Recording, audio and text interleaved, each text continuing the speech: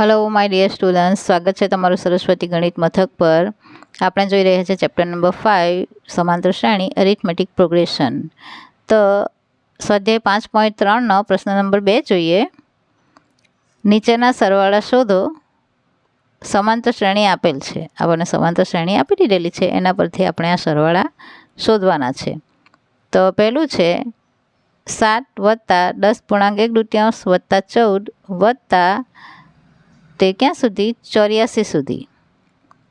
આપણું છેલ્લું પદ 84 છે, તો પહેલું પદ 7 છે, એ વચ્ચેના બધા પદોના આપણે સરવાળા કરવાના છે। તો એ બરાબર લખીએ 7 પ્રથમ પદ, ડી બરાબર છે 10.1/2 ઓછા 7, એટલે કે બીજા પદમાંથી પહેલા પદની બાદબાકી। હવે 10.1/2 માંથી 7 કેવી રીતના બાદ થાય, તો 10 માંથી 7 બાદ કરી દેવાના, એટલે કે 3.1/2। એવી રીતે તમે ન કરી શકો તો 10 દુ 20 ને 21/2 ઓછા 7 એ રીતે પણ આપણે કરી શકીએ। અહીંયા આપણને મળે છે 3.1/2, એટલે 3 દુ 6 અને 1 7/2। આ મિશ્ર અપૂર્ણાંક છે, એને અશુદ્ધ અપૂર્ણાંકમાં આપણે ફેરવીએ છીએ।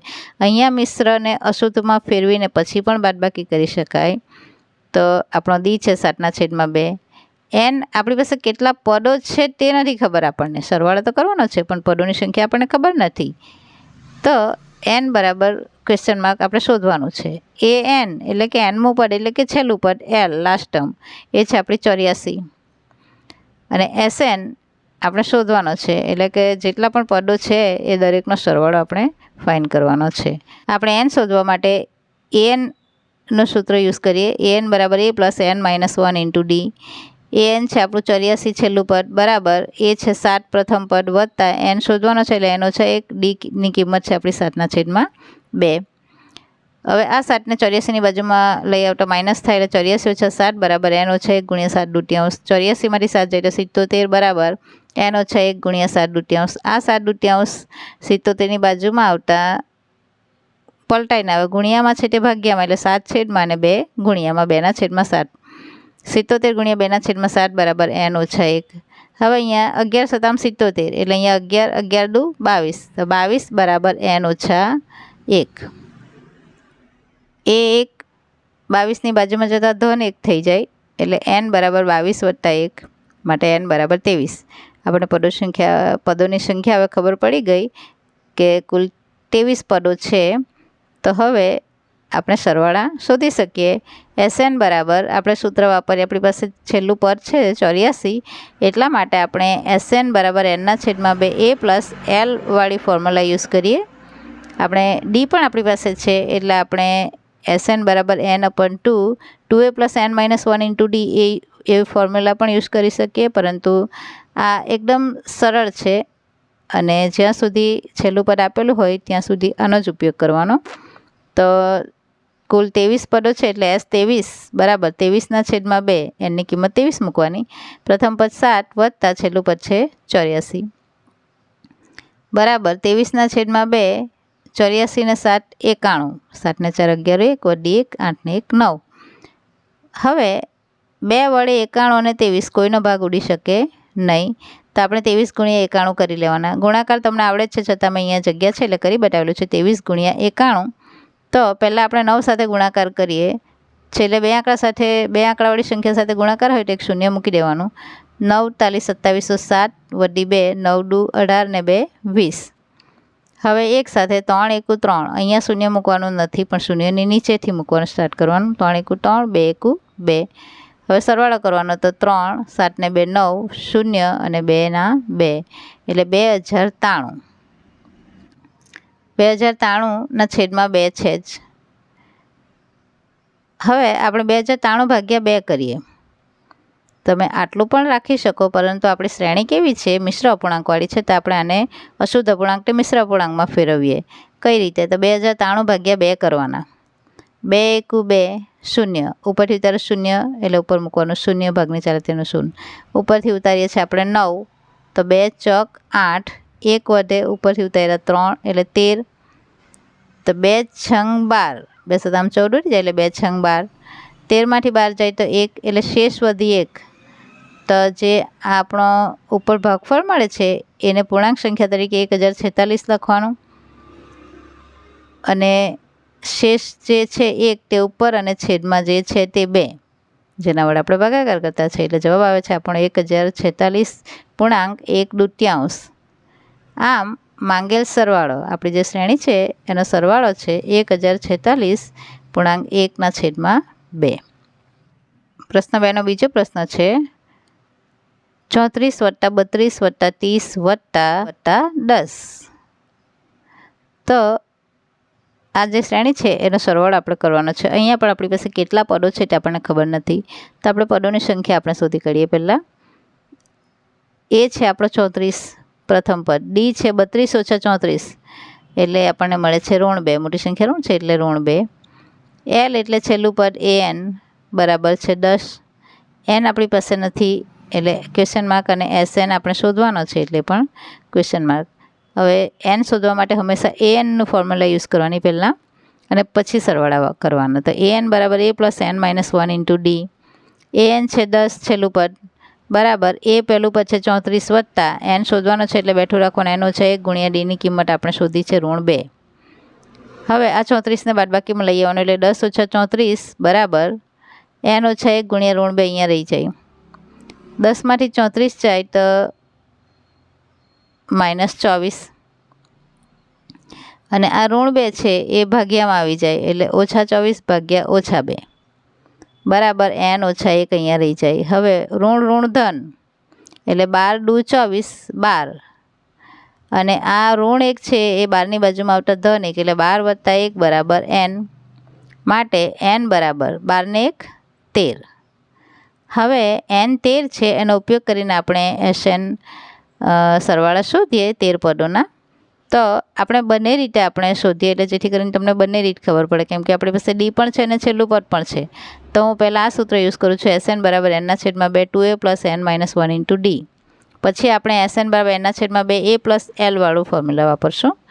તો 13 પદ છે એટલે S13 બરાબર 13/2, એની કિંમત 13 કૌંસમાં 2a, એ 34 છે આપણી પાસે પહેલું પદ, વત્તા n - 1 એટલે 13 - 1 એટલે 12, અને ડીની કિંમત -2.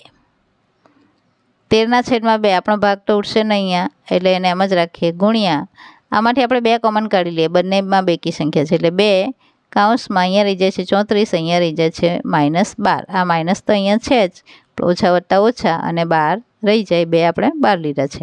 એ 2 ઉડી જાય એટલે રહી જાય 12 13 કૌંસમાં 34 - 12 એટલે 22, 4માંથી 2 2, 3માંથી 1 2, 22. 22 × 13 કરીએ એટલે આપણને મળે છે 286. આમ માંગેલ સરવાળો છે 286. હવે આની જ આપણે ગણતરી બીજું સૂત્ર વાપરીને કરીએ. તો બીજું સૂત્ર છે SN બરાબર n/2 a + l. આપણને n 13 મળ્યા છે. આગળ શ્રેણી છે આપણી 34 32 30 છેલ્લું પદ 10. તો S13 એની જગ્યાએ 13 મૂકીએ બરાબર 13/2 કૌંસમાં a છે 34 આપણું પહેલું પદ અને l છે 10 આપણું છેલ્લું પદ, બરાબર 13/2 34 ને 10 44 એટલે 13, અહીંયા 22 × 2 = 44, 44નો 2 વડે ભાગ ચલાવીએ તો 22, 13 × 22 બરાબર 286.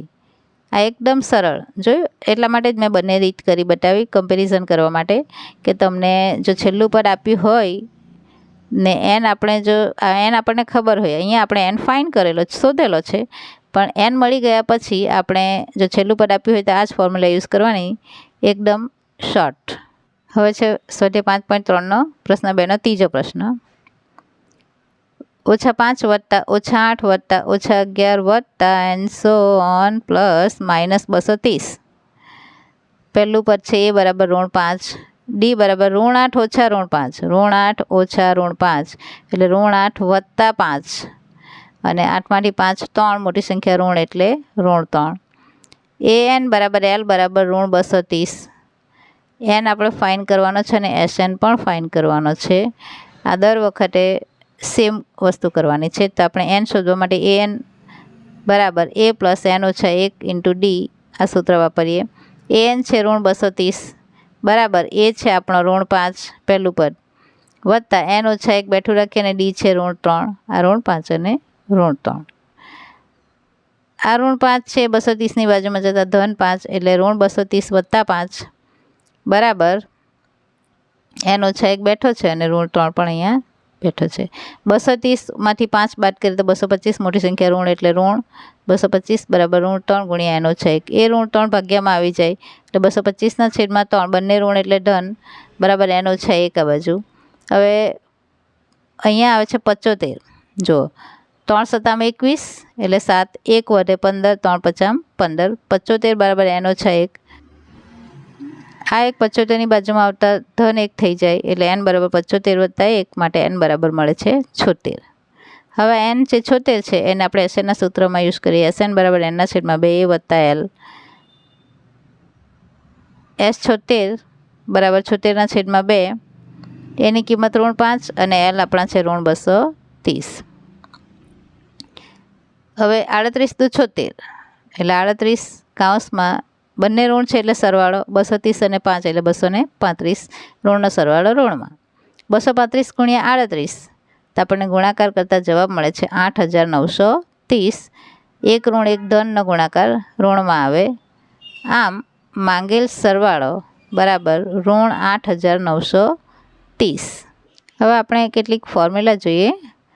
જો આપણે પ્રથમ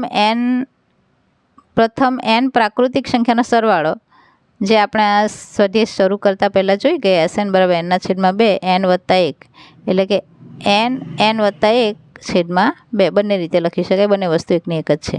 હવે પ્રથમ n અયુગ્મ પ્રાકૃતિક સંખ્યાનો સરવાળો એટલે કે બધી એકી સંખ્યાઓનો સરવાળો 1 3 5 7 9 11 13 આ રીતે અનંત સુધીનો જેટલો પણ આપણે એકી સંખ્યાનો સરવાળો શોધવો હોય તેનું સૂત્ર છે SN બરાબર n². ખાલી n² એકદમ ઇઝી. અને પ્રથમ n યુગ્મ પ્રાકૃતિક સંખ્યાનો સરવાળો એટલે કે બેકી સંખ્યાઓનો 2 4 6 8 10 12 14 16 અનંત સુધી જેટલી પણ આપણે શોધવી હોય તેને ધારો કે 10 પદોનો સરવાળો શોધવો છે તે n 10 મૂકી દેવાના. આ રીતે યુગ્મ પ્રાકૃતિક સંખ્યાનો સરવાળો છે SN બરાબર n² પ્લસ n. આ n² છે આમાં એક n એડ કરી દેવાનો એટલે n² plus n. n common કાઢીએ તો n કૌંસમાં n વત્તા 1 એટલે યુગ્મ માટે છે n કૌંસમાં n વત્તા 1 અયુગ્મ માટે છે ખાલી n² અને યુગ્મ અયુગ્મ બધી મતલબ પ્રથમ n પ્રાકૃતિક સંખ્યા માટે છે n પ્લસ 1 છેદમાં 2 એટલે કે આ જે યુગ્મ છે એને 2 વડે ભાગીએ એટલે આપણને ટોટલ પ્રાકૃતિક સંખ્યાનો સરવાળો મળે. અને યુગ્મ n² પ્લસ n છે અને અયુગ્મ n કાઢી નાખો તો આપણને અયુગ્મ એટલે કે પ્રથમ એકી સંખ્યાનો સરવાળો મળે n². તો આ છે આપણો સ્વાધ્યાય 5.3નો પ્રશ્ન 2નું સોલ્યુશન. હવે પછીના વિડીયોમાં આપણે આગળના પ્રશ્નોની ચર્ચા કરીશું. ત્યાં સુધી આવજો વિદ્યાર્થી મિત્રો. જય મા સરસ્વતી. Thanks for watching.